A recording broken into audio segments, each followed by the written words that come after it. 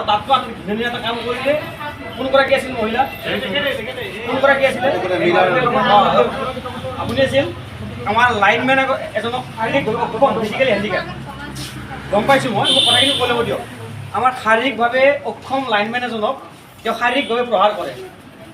এইটো অত্যন্ত মৰ্মান্তিক কথা এইটো, কাৰণ সেই মানুহজন বেমাৰী, কিবা কাৰণত যদি প্ৰেছাৰ উঠি যদি মৰি থাকিলে তেনেকৈ লেংগুৱেজ হয় তেতিয়া ৰাইজৰ লগত ক'ব লাগিব, পাৰিবলৈ ক'বলৈ তেনেকৈ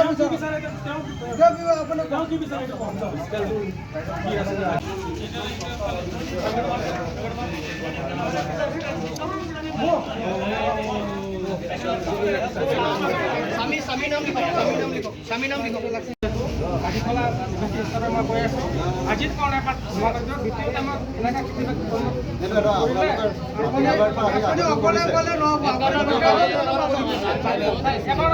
নাই তেনেকৈ নহয়। আপোনাৰ কালি মই ৰিকুৱেষ্ট কৰিছিলোঁ নাই, কালি মই নিজে ৰিকুৱেষ্ট ল'ব, মই কালি ৰিকুৱেষ্ট কৰিছিলোঁ ন যে কামখিনি হৈ আছে।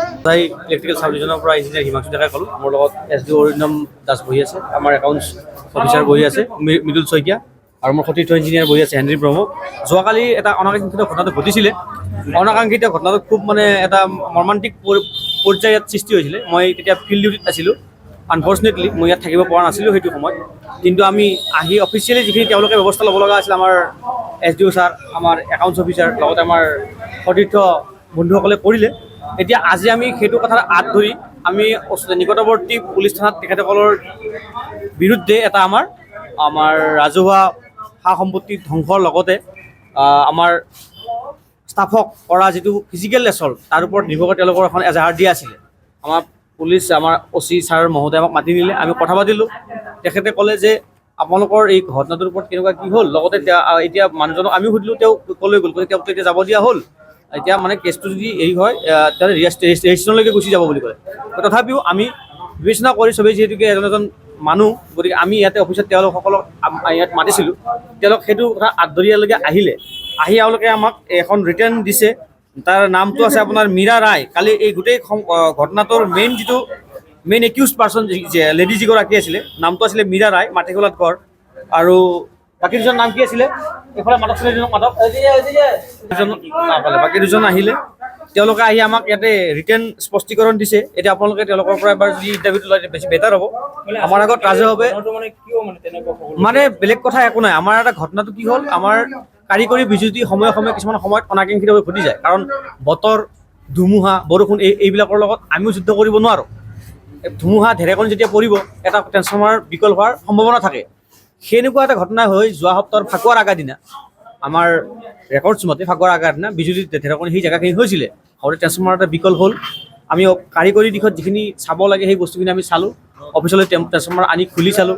খুলি চোৱাৰ পিছত যোৱাকালি আমি যিটো ট্ৰান্সফৰ্মাৰৰ একচুৱেল যিটো ৰিপৰ্ট, ফাইনেল ৰিপৰ্ট, কালি গম পালোঁ যে ট্ৰান্সফৰ্মাৰটো এতিয়া ডেমেজ হৈছে। গতিকে ডেমেজ হোৱাৰ পিছত লগালগ আমাৰ SDO ছাৰক এই বিষয়ে জনোৱা হৈছে। তেখেতে আমি যিখিনি পেপাৰ ৱৰ্কছ কৰিব লাগে সেইখিনি আমি লগালগ কৰি তেখেতলৈ ফৰৱাৰ্ড কৰি দিয়া হ'ল। তেখেতেও যিখিনি কৰিব লগা আছিল তেখেতে কৰিলে। ইন দ্য মিন টাইম এই কামখিনি কৰি থাকোঁতেই সেইকেইজন মানুহ আমাৰ ইয়াতে আহি অফিচত হুলস্থুল, আমাৰ চবৰে কেছ কাউণ্টাৰ বন্ধ কৰি দিলে, আমাৰ বেলেগ ষ্ট'ৰ কিপাৰৰ ৰুম বন্ধ কৰি দিলে, আমাৰ হেড এছিষ্টেণ্টৰ ৰুম বন্ধ কৰিলে, বিজুলী বাতি, আমাৰ ফেন লাইট সকলোবিলাক বন্ধ কৰি দিলে। কৰি তেওঁলোকে আমাক কামৰ পৰা আবদ্ধ কৰি ৰাখিছে যে কাম কৰিব নিদিওঁ, আৰু আমাক লগালগ ইয়াতেই লাইনটো দিব লাগিব, এতিয়াই দিব লাগিব, এতিয়াই ট্ৰেন্সফৰ্মাৰ। সেনেকুৱাটো কোনো এটা কথা সম্ভৱ নহয়, কাৰণ ট্ৰেন্সফৰ্মাৰ এটা সৰু বস্তু, হাতে দাঙিব বস্তু নহয়। সেইটো আমাৰ ইয়াৰ পৰাও নাহে, সেইটো আমাৰ CO ছাৰৰ অফিচৰ পৰা আহিব, যিটো আমাৰ তেখেতসকললৈ যাৱতীয় যিখিনি কাম কৰি থকা সময়খিনিতে তেওঁলোকে আহি আমাক ডিউটিত বাধা দিলে। তেওঁলোকৰ বিৰুদ্ধে আপোনালোকে কিবা ব্যৱস্থা লৈছে? এতিয়া ব্যৱস্থা মানে আমিতো চিন্তা কৰিছোঁ, অলৰেডি আমি FIR দিছোঁ। এতিয়া আৰু OC ছাৰে আমাক কৈছে তেখেতক যদি আৰু এনেকুৱা হয় আপোনালোকে যদি বিচাৰে তেতিয়াহ'লে আমাক কেছটো পঞ্জীয়ন কৰি দিম বুলি কৈছে। তথাপিও আমি এটা চিন্তা চৰ্চা কৰিছোঁ। আমাৰ ওপৰৰ মানুহে আমাক জনাইছে যে যিহেতুকে এজনী মহিলা মানুহ, এই এটা ব্যৱহাৰ আমাক এনেকৈ কৰিলে ইম'চনৰ বশৱৰ্তী হৈ পেলাই, কিন্তু তাৰ যিটো ছিকুৱেঞ্চ হ'ব লগা আছে তেওঁ সেইটো গম পোৱা নাই হয়তো, কিন্তু এতিয়া গম পাইছে। তেওঁ এতিয়া আমাক ৰিটাৰ্ণ দিছে, ইয়াতে অফিচত আহি ৰিটাৰ্ণ দি পেলাই আমাক জনাইছে যে ভৱিষ্যতলৈ এনেকুৱা কাম আমাক তেওঁ ৰিপিট নকৰে। গতিকে এইটো বিষয়ে আমি চিন্তা চৰ্চা কৰি আছোঁ। আমাৰ SDO আছে, আমাৰ একাউণ্টছ অফিচাৰ আছে, আমি চিন্তা চৰ্চা কৰি লওঁ, ষ্টাফৰ লগত আলোচনা কৰি আপোনালোকক সবিশেষ আমি পৰৱৰ্তী সময়ত জনাম। Thank U.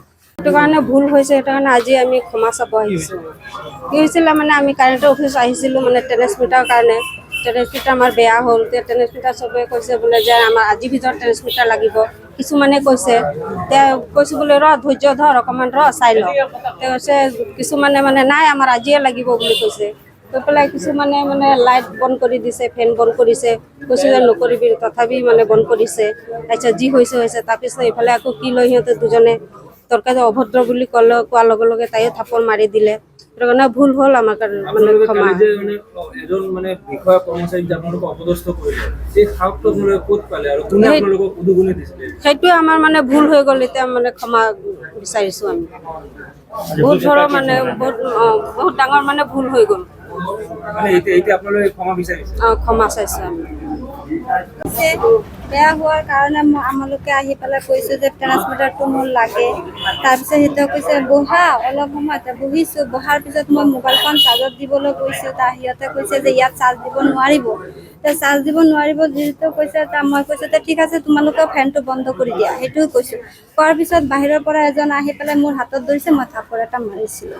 সেইটোৱে কথা, অসভ্য বুলি কৈছে, মই এটা থাপৰ মাৰিছোঁ। এইটোৱে মানে ভুল, সেইটোৱে মোৰ ভুল হৈছে। এতিয়া আপোনাৰ ওচৰত ভুল স্বীকাৰ অন কৰিছোঁ। ডিউটি মানে কৰ্মচাৰী এজনক মাৰিছে?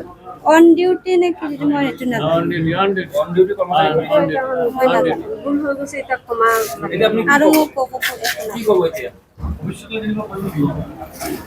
কি ক'ব আপুনি এতিয়া? মই একো আৰু ক'ব তেনেকুৱা কাম কৰিলে? আজি মানে এই যে মাৰিছিলোঁ যে সেইটো কাৰণে মই ক্ষমা চাব পাৰিছোঁ।